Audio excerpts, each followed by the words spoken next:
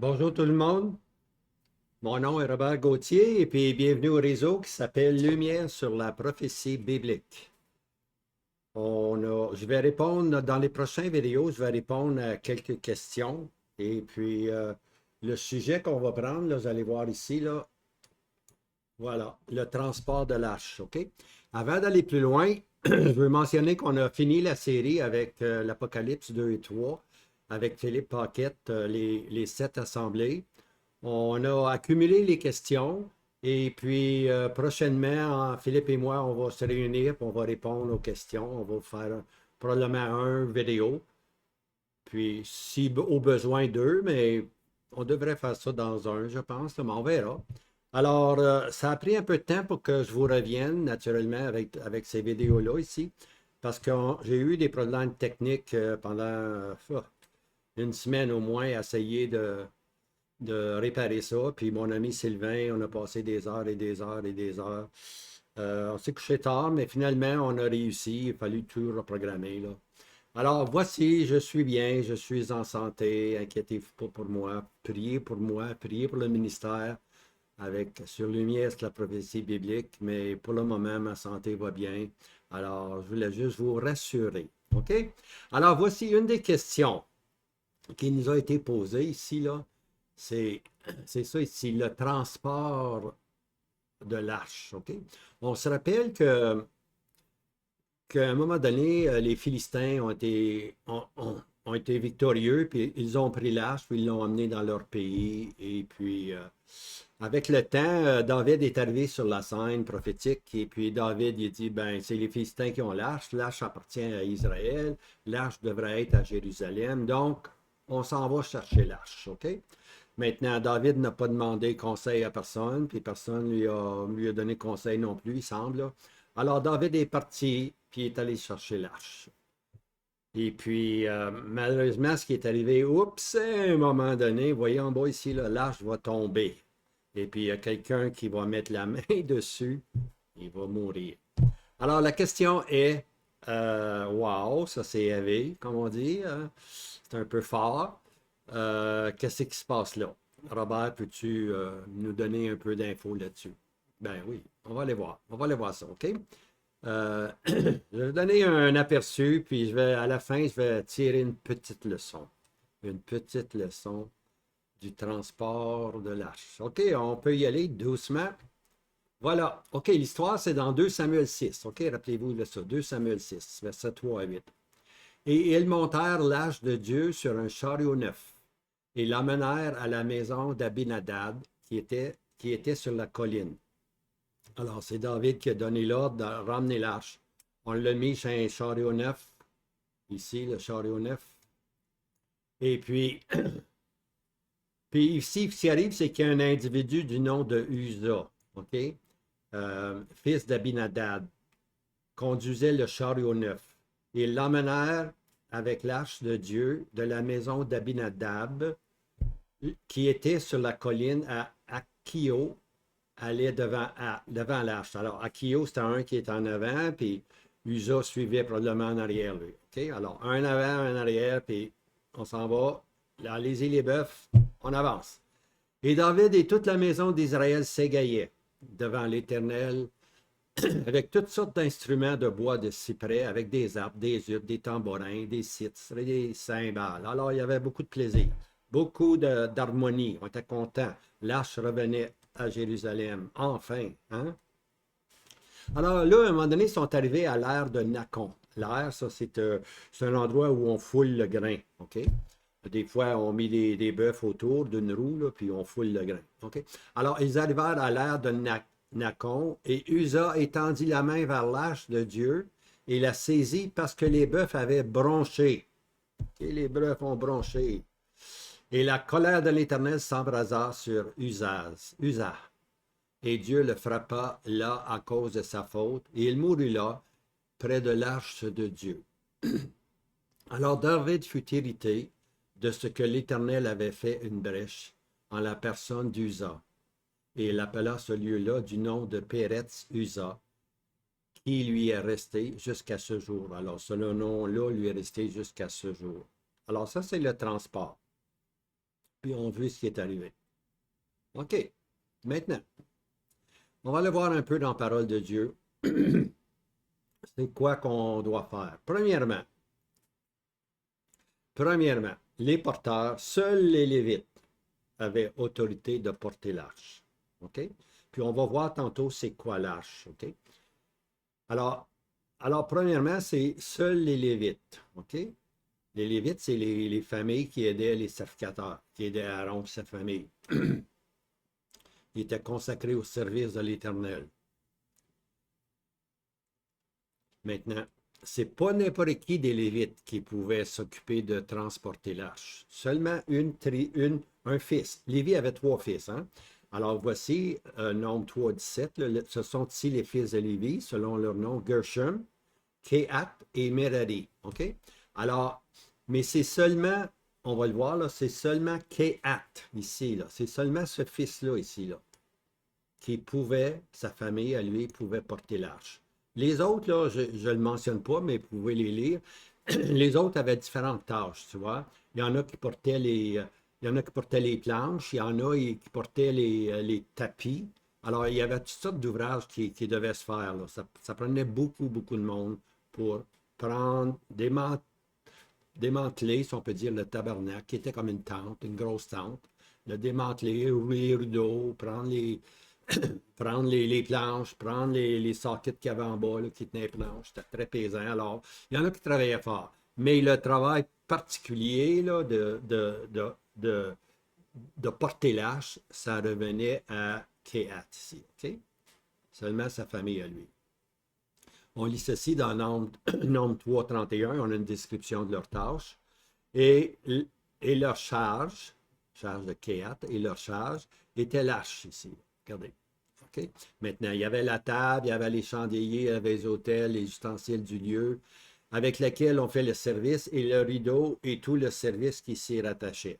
Mais il y avait surtout l'arche. OK? C'est ça qui est important. Dans Exode 25, 10, et ils feront un arche de bois de sittim. Là, on va rentrer dans l'arche. OK? C'est parce que c'est important de savoir c'est quoi l'arche, puis qu'est-ce que l'arche représente, puis avec quoi elle est faite. Alors, dans Exode, on est enseigné comment faire l'arche, OK? Et ils feront un arche de bois de sittim. Alors, le bois de sittim, c'est du bois qui est résistant à la moisiture, OK? C'est comme du cèdre, hein? Quand tu fais quelque chose en cèdre, ça dure longtemps. Alors là, c'est le bois de sittim. Sa longueur sera de 2 coudées et demi. Maintenant, je ne sais pas si vous voyez, là. Ça, c'est une coudée. Alors, 2 coudées et demi, ça va donner assez long. Et puis, la hauteur puis la largeur, ben, c'est d'une coudée et demi. OK? La largeur, une coudée et demi, puis la hauteur, une coudée et demi. Alors, en autre mot, regardez ici le coffre, là. La longueur du coffre, là, c'est environ pour ceux qui, comme moi, là, qui sont sur le système, le vieux système impérial, pour ainsi dire.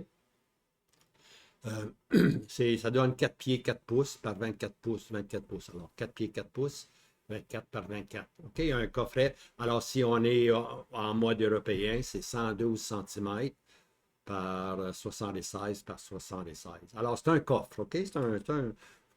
Pas un gros coffre, mais c'est assez gros. Ça prend quelques personnes pour le porter.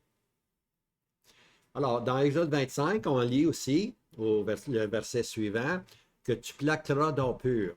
OK? Tu le plaqueras dedans puis dehors et tu en feras un couronnement. OK? Autour de l'arche, il va y avoir un petit couronnement. Je vais vous montrer des photos tantôt, ça va être plus facile à comprendre. Un couronnement parce qu'on ne voulait pas que quelque chose tombe, tout simplement. Alors voici, c'est très simple. Et puis, regardez ici, ça c'est l'arche du témoignage, OK? Il est appelé aussi l'arche de l'Alliance ou l'arche du témoignage, OK? Il était fait en bois de sittim, naturellement, tout recouvert d'or, l'intérieur puis l'extérieur. Et puis ici, on va voir ce qu'il compose, là. Alors, moi j'appelle ça un coffre, c'est un coffre dans le fond, là. Et puis là, on voit les bâtons, vous voyez les bâtons ici, là, pour transporter l'arche. Les anneaux sont ici, les 4 anneaux, OK? Alors, et puis ici, il y a ce qu'on appelle en haut, ici, là, à partir d'ici, là, c'est cette partie-là, ici, là. c'est le propitiatoire. OK? On appelle ça le couvercle. C'est ça qui couvre. Tu as ta boîte, tu as ton coffret, puis sur le coffret, on met un couvert, OK? Qu'on appelle le propitiatoire. OK? Quand on parle du propitiatoire, exemple, lorsque une fois par année, Aaron, le grand sacrificateur, devait rentrer, puis devait asperger du sang.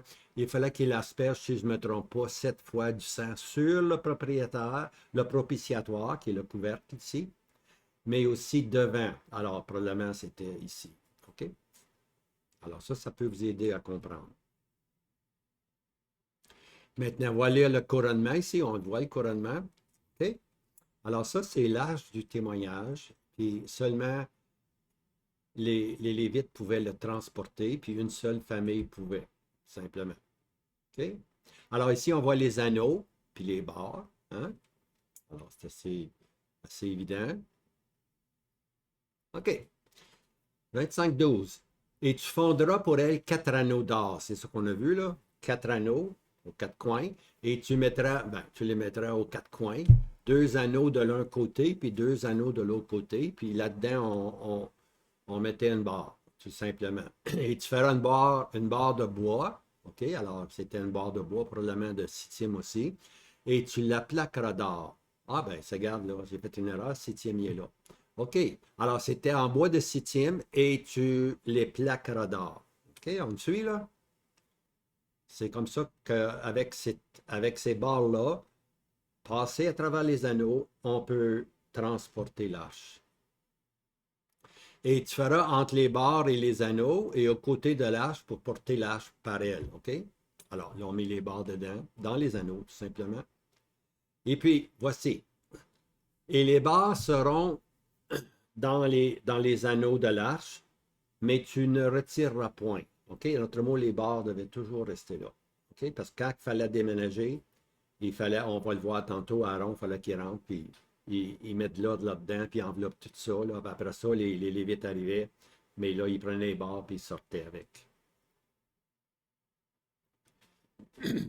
Alors, Exode 25, 17, tu feras un propitiatoire d'or pur. Ça, c'est le couvercle. Sa longueur sera de 2 coudées et demi et sa largeur d'1 coudée et demi. OK? Maintenant, alors ça, c'est quand on dit le propitiatoire, dérivé de couvrir, le couvercle. Alors, quand on parle du propitiatoire, vous allez lire dans l'Épître aux Romains que on parle du propitiatoire, c'est le couvert, OK? Qui est sur le coffre, mais les deux ensemble, on appelle ça l'arche du témoignage. OK, ça, je le remonte encore ici, le couvercle. Ça, c'est le propitiatoire. Maintenant, et tu feras 2 chérubins d'or. OK? Parce qu'ici, là, on va les voir, les 2 chérubins. Vous les voyez en haut, là, les deux anges, les 2 chérubins. Et tu feras 2 chérubins d'or et tu les feras d'or battu aux 2 bouts du propitiatoire. OK? Fais un chérubin au bout de Dessa et un chérubin au bout de Déla, aux 2 bouts, et vous ferez les chérubins tirer du propitiatoire à ces 2 bouts. Maintenant, ça, ça ici, là, ici, les chérubins tirés du propitiatoire. Alors, la question est, est-ce que ces 2 chérubins qu'ils ont ajoutés sur le couvercle, ou il fait partie du couvercle? Moi, j'ai l'impression que le couvercle et les chérubins font une seule unité. C'est une pièce d'art, A-R-T. OK? Il fallait être talentueux pour faire ça, là. Alors, mais c'est une pièce d'art, mais qui est couverte aussi du métal qu'on appelle l'or. OK? Alors, j'ai l'impression, moi, que c'était tout un morceau, une seule pièce. OK? Mais je peux pas dire plus que ça, là. OK. Exode 25, 20. Et les chérubins étendront leurs ailes en haut, couvrant. OK? Là, ils regardent le propitiatoire, le couvercle. Puis, ils regardent ça, puis de leurs ailes, ils couvrent. Hein? Couvrant de leurs ailes le propitiatoire, et leurs faces seront vis-à-vis l'une de l'autre, et les faces du chérubin seront tournées vers le propitiatoire. Alors, ils ont les faces comme ça ici. Ils se regardent l'un l'autre, mais en même temps, ils regardent un peu en penchant. OK? Fait que ça regarde de même, puis là, il regarde de même. Alors, voici les deux chérubins. OK, là, Hébreux 9.2. Là, on va parler un peu du tabernacle, parce que le coffre ou l'arche du témoignage est dans le tabernacle. Là, on va déterminer où elle est dans le tabernacle, OK? Puis, on va dans le Nouveau Testament, tout simplement, parce que l'Ancien aussi, on peut le savoir, mais c'est parce que c'est bon de prendre les deux, OK? Car un tabernacle fut construit, le premier, qui est appelé Saint, et dans lequel était le chandelier, la table et la proposition des pains, OK?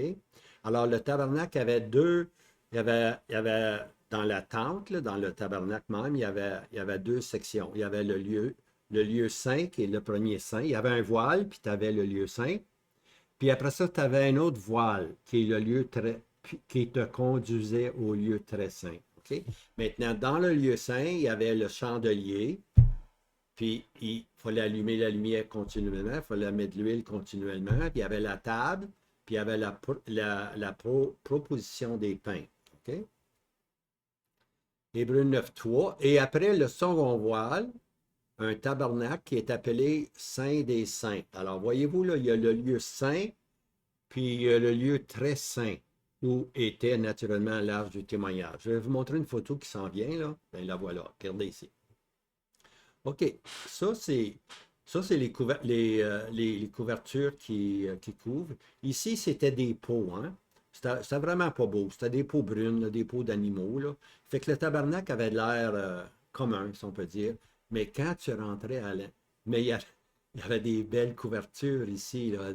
Regardez ici, là, il y avait du bleu, il y avait du rouge, il y avait des belles couleurs, tu vois. C'était très, très beau. Mais de l'extérieur, ça paraissait pas, hein? Ça nous fait penser au Seigneur Jésus, que quand c'est dit dans Ésaïe qu'il n'avait euh, aucune apparence comme telle, tu vois. Et le Seigneur était tout simplement comme un autre des hommes. Il ne s'est pas promené avec une affaire ronde là, qui brillait là, sur sa tête. Là. Non, non. Il y avait une peau, on appelle ça des peaux de tesson, je pense. Ouais. Et puis, alors voici, alors tout était couvert, naturellement. Et puis, alors pour rentrer, là, c'est les spectateurs. Ici, pour rentrer, on passait par ce rideau-là. Puis ici, on arrivait dans le lieu saint. OK? Le premier compartiment qu'on appelle le lieu saint. Il y avait ce qu'on a vu, les lampes, hein? Puis il y avait ici l'autel d'airain. Non, pas l'autel. Celle-là, c'est l'autel d'encens, où on faisait brûler l'encens. Et puis ici, il y avait les pains de proposition, puis la table. Alors, c'est ça qu'on a lu dans Hébreu. OK? Alors ici, on voit les piliers. OK? Puis on voit ce qu'on appelle les socles en bas. Là. Ça, c'est comme des affaires de. Je ne sais pas en quoi c'était fait, mais ça a dû être très lourd pour supporter toutes les planches. Alors, il y avait de l'ouvrage pour ceux qui transportaient. Il y avait beaucoup d'ouvrage. OK, là, maintenant, on arrive au deuxième voile. OK? Ce deuxième voile-là, une fois par année, euh, Aaron allait offrir, c'est le jour des propitiations qu'on appelle, une fois par année, il allait offrir un sacrifice, puis en vertu du sang qui était versé sur le propitiatoire, eh bien, le peuple avait leur péché pardonné pour un an. Mais ceci devait se faire tous les années, tous les années. OK? Alors, nous voici maintenant, on est dans le lieu très saint, où alors Aaron là. Puis là, ici, on voit l'arche, OK? On voit le coffre ici, puis là, on voit le propitiatoire, OK? Puis ici, on voit les chérubins. OK? Alors c'est ça qu'il y avait là. Puis dans le coffre, on va voir, il y avait des choses qui étaient dans le coffre ici. Il y avait comme une porte pour pouvoir avoir accès, peut-être ici, là. Alors, ça, c'est l'arche du témoignage qui était là. Alors, quand on enlevait la tente, le tabernacle, quand on pliait bagage, pour ainsi dire, bien, on allait là. Aaron allait là avec ses frères, puis préparait tout. Puis là, les Lévites arrivaient, la famille, les Lévites arrivaient, une famille particulière, on mettait l'arche sur nos épaules, puis on partait. OK? Alors ici, c'est le premier voile qui nous emmène au lieu saint. Ici, c'est le deuxième voile qui nous conduit au lieu très saint. OK? Maintenant. Et tu mettras dans l'âge du témoignage. Alors, c'est ça, tantôt, j'ai dit qu'il y avait quelque chose qui allait dans le coffre, là. Alors, et tu mettras dans l'âge du témoignage que je te donnerai. Alors, l'Éternel va donner des choses à mettre, hein. Alors, encore dans Hébreu, on voit, et ayant l'ascensoir d'or et l'arche de l'Alliance entièrement couverte d'or tout autour. OK. Alors là, quand tu rentres dans le lieu saint, naturellement, tu as l'arche de l'Alliance devant toi, mais tu as aussi un ascensoir. OK? Parce qu'il fallait que Aaron, avec beaucoup d'encens, remplisse ça d'encens pour aller verser maintenant, aller faire propitiation. Alors, c'est pour ça qu'il y avait un ascensoir d'or. OK? Maintenant, et dans lequel, là, on s'en va dans le coffret. Là. On s'en va dans le. Ouais, c'est ça, dans le coffret, dans l'arche de l'Alliance, on veut, avec le couvercle qui est le propitiatoire. On s'en va là-dedans. Puis qu'est-ce qu'on met là-dedans? Bien, l'Éternel a dit tu mettras une cruche d'or, OK, qui renfermait la manne. OK, la manne, quand il était dans le désert, mémorial. La verge d'Aaron, qui avait bourgeonné, qui parle de la résurrection. Alors, la nourriture qu'ils ont eue pendant 40 ans, ils ont été, Dieu a pris soin d'eux pendant 40 ans, bien-aimés. N'oubliez pas ça, là. Hein? Et puis, Aaron, sa verge avait bourgeonné, une verge, un bâton. D'un coup, il est sorti, avait bourgeonné, des bourgeons ont sorti. Alors, elle est gardée là comme mémorial. Puis les tables de la loi, naturellement, hein, les lois, les commandements, pour ainsi dire. Alors, ça, c'était dans l'arche dans l'âge du témoignage. Alors, quand euh, on transportait l'âge du témoignage, probablement que Aaron enveloppait la cruche, probablement que la verge d'Aaron, il l'enveloppait aussi. Les tables d'alliance, on les enveloppait. Et puis, on remettait ça dans le coffre, et puis là, on partait en voyage. Hein? Alors, alors, c'est pas dit, mais on peut douter qu'il fallait qu'ils enveloppent tout. On va le voir ici dans un verset. Alors, ça, c'est le tabernacle là, dans le désert. Ici, on voit là. On voit les toiles, les toiles. Ici, on est en train de mettre la première toile, tu vois. Celle-là, c'est probablement la dernière, comme des pots. Hein?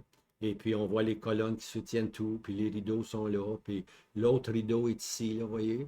Alors, le lieu très saint est ici. Puis ici est l'arche du témoignage. OK? Puis autour de ça, là, il y avait les Lévites qui étaient ici, tout le tour ici. Ils étaient là avec leurs enfants. Et puis les trois frères occupaient trois territoires, pour ainsi dire. Et puis un peu plus loin ici, tu avais tout le peuple. Tout le peuple est alentour maintenant. Alors voici maintenant, on s'en va avec l'arche du témoignage que les fils d'Aaron devaient porter. OK? Alors, on voit ici, tout est couvert. Alors, on se rappelle une chose. Nos porteurs, seuls les Lévites et seule la lignée de Kéhat, fils de Lévi, pouvaient porter l'arche du témoignage. Rappelez-vous de ça. La mode de transport, 4 Lévites, se servant des barres placées dans les 4 anneaux, portent l'arche du témoignage sur leurs épaules. OK? Nombre 4, verset 15. Alors là, on se prépare, disons, à partir, OK? Disons que la nuée s'est levée, et puis là, le tabernacle doit partir, OK? Combien loin il doit aller, où la nuée va arrêter, ils vont arrêter, tout simplement. OK? Alors là, on s'en va dans Nombre 4, verset 15. Il faut prendre des passages dans Exode, dans Hébreu, dans Nombre, dans Lévitique. Hein? Là, on est dans Nombre. Et lorsque Aaron et ses fils auront achevé de couvrir le lieu saint, ah. Alors là, la nuée est arrivée, il faut partir, les boys. Préparez-vous, on va partir, organisez-vous. Alors, c'est sûr qu'Aaron, la première chose qu'il fait, lui, il s'en va dans le lieu très saint. Il emmène ses fils avec lui. Qu'est-ce qu'ils vont faire, eux? Ils vont achever de couvrir le lieu saint et tous les ustensiles du lieu saint. OK, premièrement. OK, ils vont. Et après le départ, après cela, les fils de Kéhat viendront pour les porter, afin qu'ils ne touchent pas aux choses saintes et ne meurent pas. Il ne fallait pas toucher aux choses saintes. Sans ça, on allait mourir. Alors, c'était Aaron et ses fils qui couvraient. On couvrait tout ce qui était dans le lieu saint, puis dans le lieu très saint. L'arche aussi était couverte, tu vois. Et c'est là ce que les fils de Kehat porteront de la tente d'assignation. Une fois qu'Aaron a fait son travail, là, les fils, les Lévites pouvaient arriver puis partir avec. Après que la tente était, était démantelée, pour ainsi dire. OK. Alors, on lit un autre verset maintenant dans Nombre 7, 9. Et aux fils de Kehat, car le service du lieu saint leur appartenait, et ils portaient sur l'épaule. OK? Il aurait pu les porter les deux mains, ou deux mains sur un bâton. Il y a différentes façons de le porter. Non, non, il fallait que ce soit sur leurs épaules. OK? Puis après ça, ils pouvaient partir. Alors, c'est des petits détails, mais vous allez voir, ça devient important. Puis de ces petits détails-là, on va en tirer une leçon. Vous allez voir. OK, maintenant, on va regarder ce que David a fait, lui. Il y a eu, pauvre David, il y a eu deux tentatives. OK? La première tentative, vous allez voir, ça ne marche pas. OK? Il va apprendre sa leçon. Hein? Des fois, on veut faire des affaires, nous autres, là, dans la vie chrétienne, là, puis ça ne marche pas, notre affaire. C'est parce qu'on n'a pas suivi les instructions. OK? Des fois, on veut faire ça d'une manière charnelle et non pas spirituelle. Hein? Et puis, on s'aperçoit qu'au bout de la ligne, on a travaillé pour rien, il n'y a pas de bénédiction. Ce n'est pas le chemin que l'Éternel voulait. OK? Alors, OK, on fait. Première. OK, 2 Samuel 6, 3, 8, on l'a lu, ça, là. Alors, l'arche, je résume, l'arche est montée sur un chariot neuf. Elle est portée par des bœufs. Puis Uza meurt. Et David est frustré et a peur. OK, là, quand que David a vu ça, là, que Esa est mort, là, David il a paniqué. OK, il était frustré, il a eu peur, puis il dit hey, arrêtez-moi tout ça. Là. Puis on ne touche plus à l'arche, là, puis on. En tout cas, vous allez voir ce qui va arriver. OK. 1 Chronique 13, 14. Là, les chroniques, on se promène. Hein? Et l'âge de Dieu demeura 3 mois avec la famille d'Obed-Édom. Alors, ce qui est arrivé, quand David a vu que c'est arrivé à l'arche, on a emmené l'arche là, dans la maison de Obed-Édom. OK? Alors, là, on a emmené l'arche dans la. On ne l'a pas laissé voir, là, l'arche. On l'a emmené dans la maison d'Obed-Édom. OK? Dans sa maison. Et l'arche de Dieu demeura là combien longtemps? 3 mois, bien-aimé. 3 mois, l'arche est laissée là. Puis qu'est-ce qui est arrivé durant ces 3 mois-là à la maison d'Obed-Édom? Eh bien, regardez, l'Éternel bénit la maison d'Obed-Édom et tout ce qui lui appartenait. Oh, hey, l'arche est dans sa maison, lui, il est béni, mes amis, il est béni, il est béni. Alors, David, après 3 mois, il regarde ça, puis il dit, ouais, bon, faut aller chercher l'arche, hein. Il n'y a plus de danger, je pense, là. Regarde-les comment que Obed-Édom est béni. Alors là, il décide de faire une deuxième tentative, d'aller chercher l'arche. OK? Mais cette fois-ci, il va s'informer. Cette fois-ci, il va aller voir les fils d'Aaron. Il va aller voir les Lévites. Puis il va leur dire, voyez ce qui est arrivé, là? Esa est mort. Pourquoi qu'il est mort? Qu'est-ce qu'on n'a pas fait de correct? Et puis, ils vont lui dire tout simplement, c'est parce que tu t'es mal pris, David. Tu n'es pas venu nous consulter, tu es allé avec ta propre pensée. Tu as vu que les Philistins ont emmené l'arche la première fois sur des animaux, sur des vaches. Hein? Rappelez-vous, là, les Philistins étaient victorieux sur Israël. Ils ont pris l'arche du témoignage, ils l'ont mis sur les vaches, deux vaches, je pense, pas un chariot, deux vaches, pas un chariot. Mais c'était des vaches qui venaient d'avoir des veaux. OK? Puis là, ils n'ont pas mis personne pour diriger les vaches. Ils ont dit, on va voir comment ça va, parce que c'est l'âge de l'Éternel. On veut pas. Il y avait peur. Il y avait vraiment peur, tu vois. Alors, l'âge de l'Éternel est parti. Au lieu d'aller vers ses veaux, vers leurs veaux, pour ainsi dire, ils sont allés un autre chemin. Alors, ils ont agi contre nature, pour ainsi dire. Et puis, ils sont allés à un endroit. Et puis là, on a mis, si vous vous rappelez, on a mis l'âge du témoignage devant des faux dieux. Puis finalement, à un moment donné, le faux dieu, ses bras étaient à terre durant le matin. Et là, ils ont eu peur. Ils ont placé les bras. Le lendemain, c'est toute la statue qui est devant l'âge du témoignage. Fait que là, ils ont eu peur, puis ils ont placé l'arche. Ils ont réalisé que c'est l'arche de l'Éternel, puis on reste tranquille, tout simplement, tu vois. Puis l'arche est demeurée là. Alors quand David allait chez l'arche, il se rappelait probablement qu'il avait mis des vaches. Ben, il dit, nous autres, on va faire bien mieux que ça, on va mettre des bœufs. Puis là, ils ont mis un homme en avant pour diriger le bœuf, puis un homme en arrière, Usa, qui guettait lui, tout simplement. Maintenant, maintenant, David, il ne veut pas faire l'erreur qu'il a faite. Alors, voici ce qu'il va faire. Il va faire une deuxième tentative. 3 mois plus tard, hein? Ben, on sait que dans la maison de cet individu-là, il avait été béni beaucoup pendant 3 mois. Alors, pendant les 3 mois, David a pensé à son affaire, puis il revient maintenant, puis il dit, OK, là, on va le faire. Il a consulté tout le monde. Là, il sait comment ça marche. Il a la parole de Dieu devant lui. Let's go, on va avancer. 2 Samuel 6, 12. Et on rapporta au roi David en disant, l'Éternel a béni la maison d'Obed-Édom et tout ce qui est à lui à cause de l'arche de Dieu. Et David alla et fit monter l'arche de Dieu de la maison d'Obed-Édom dans la ville de David avec joie. Alors là, David, il veut emmener l'arche à Jérusalem où elle doit naturellement être. Un chronique maintenant, on se promène. 1 Chronique 15, verset 14. Et les sacrificateurs et les Lévites se sanctifièrent pour faire monter l'arche de l'Éternel, le Dieu d'Israël. Oh! Les sacrificateurs et les Lévites se sanctifièrent, hein, ils se rendent purs, pour faire monter l'arche de l'Éternel, le Dieu d'Israël. Alors, il n'y a plus de bœuf, il n'y a plus de chariot. Ces moyens humains-là disparaissent.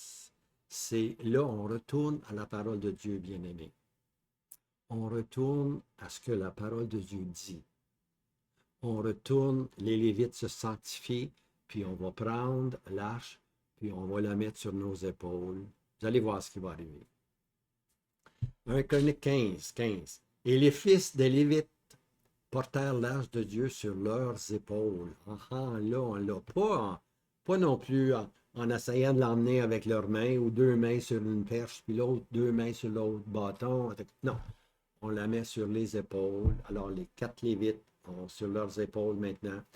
Ils ont les barres sur eux, ils ont les barres sur leurs épaules, comme Moïse l'avait commandé. Hein? On a un retour à ce que Moïse a dit, comme Moïse l'avait commandé, selon la parole de l'Éternel. Là, c'est plus nos propres pensées, là.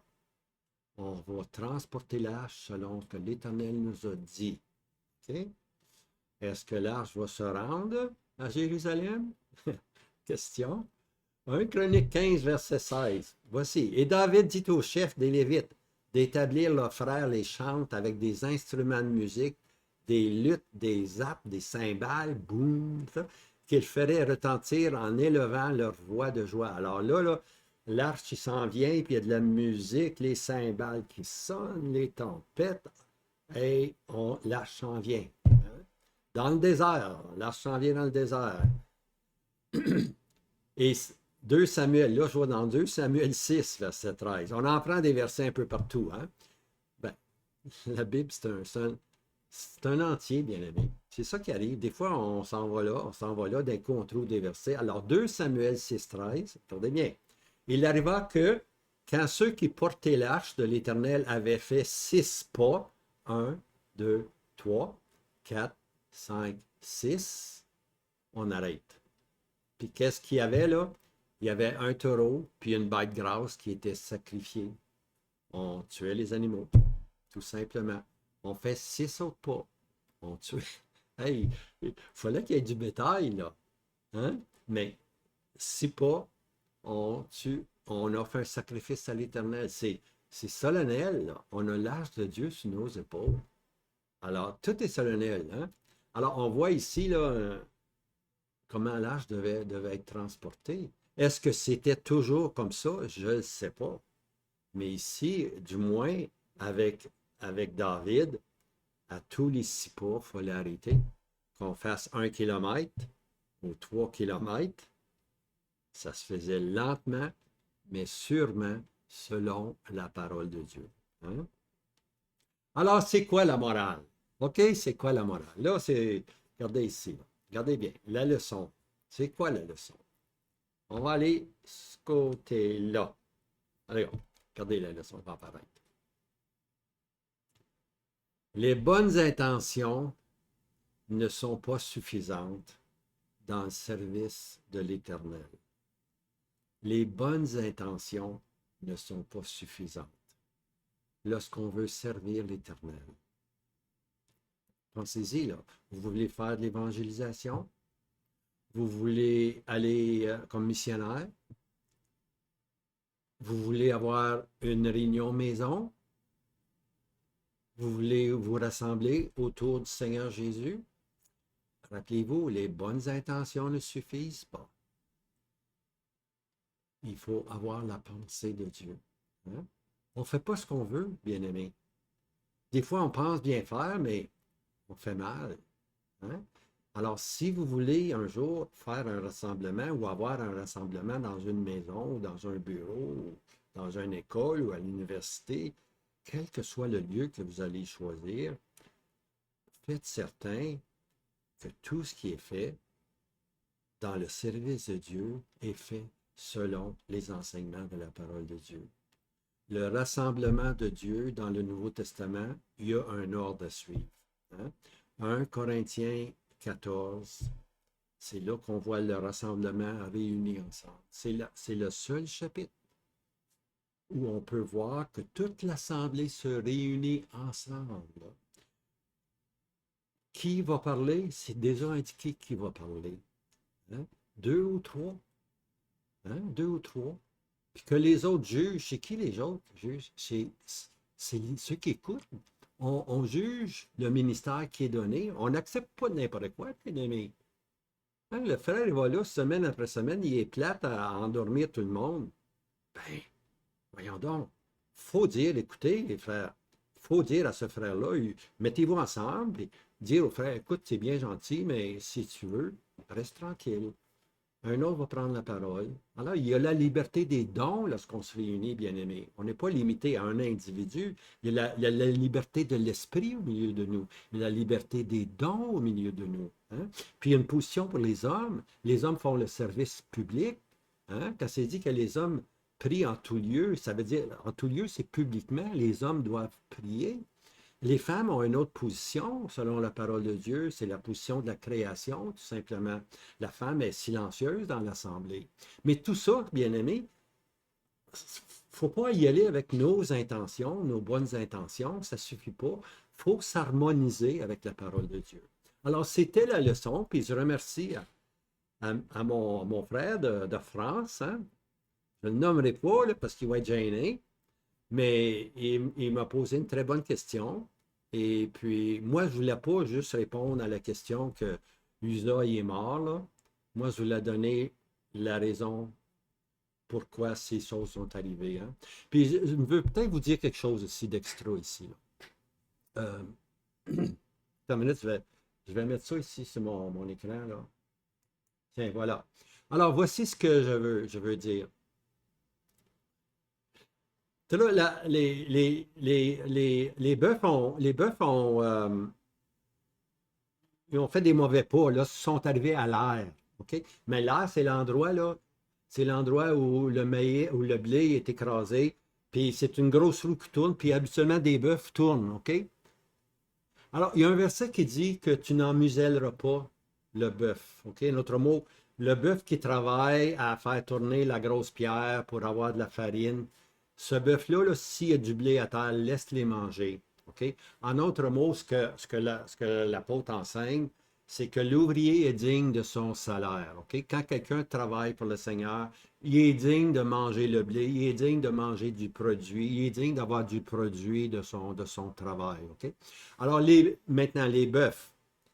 Alors, lorsque les bœufs, tout allait bien, mais lorsque les bœufs sont arrivés dans l'air, maintenant, lorsque tu es dans l'air, ce qui arrive, c'est que il y a beaucoup de poussière, là. Parce que quand le blé est écrasé, là, Puis on fait ce qu'on appelle, on envoie le blé avec des fourches puis des, des pelles, on envoie le blé dans les airs. Puis on fait ça, là, ce qui vente beaucoup, ce que beaucoup de vent. Parce qu'on envoie le blé dans les airs, ce qui est émoulé, on envoie ça dans les airs, et puis le grain, toute la coquille, elle s'en va au vent, puis là, c'est le grain. Alors, avec le grain, naturellement, on va faire la farine, tu vois. Alors c'est un endroit où ça sent beaucoup le blé. C'est un endroit où ça sent que les bœufs ont travaillé, l'odorat est là, etc., etc. Alors, ma pensée est celle-ci. Est-ce que les bœufs, puis les animaux, ils ont des instincts, là. Job nous dit que les animaux ont des instincts. Puis c'est sûr et certain que les animaux ont des instincts. Hein? Si vous avez des animaux, puis vous voulez les terminer leur vie, vous allez voir ils savent très bien. OK? Alors, ces bœufs-là là, sont arrivés dans l'air. Ils ont pressenti qu'ils allaient être mis aux travaux, qu'on allait mettre, qu'on allait les attacher puis les faire travailler. Alors, ils ont branché et puis là, chevrouillé. Alors, ça, c'est une perspective que moi, je vous présente. Hein? Mais ce qui est important, là, c'est, revenons à ceci, là. Ce qui est important, là, c'est pas pourquoi que les bœufs ont grouillé, là. Ce qui est important, de se rappeler que les bonnes intentions, là, dans le service de Dieu, là, c'est bien beau, c'est bien bon, mais assurez-vous que vous êtes en harmonie avec ce beau livre-là qu'on appelle la Bible. Hein. Puis là, vous allez être bénis comme l'homme était béni. Lorsque Dieu prend présence, lorsque l'arche de l'Éternel est au milieu des deux ou des trois, il y a une grande bénédiction. Alors que Dieu vous bénisse amplement, bien-aimés. Assurez-vous qu'on marche selon la parole. Alors moi, je vous recommande à Dieu et à la parole de sa grâce, bien-aimés. Passez un bon week-end et puis je vais arriver avec un prochain vidéo. On va aller dans la résurrection. Ouh, ça c'est beau. À bientôt. Je vous laisse.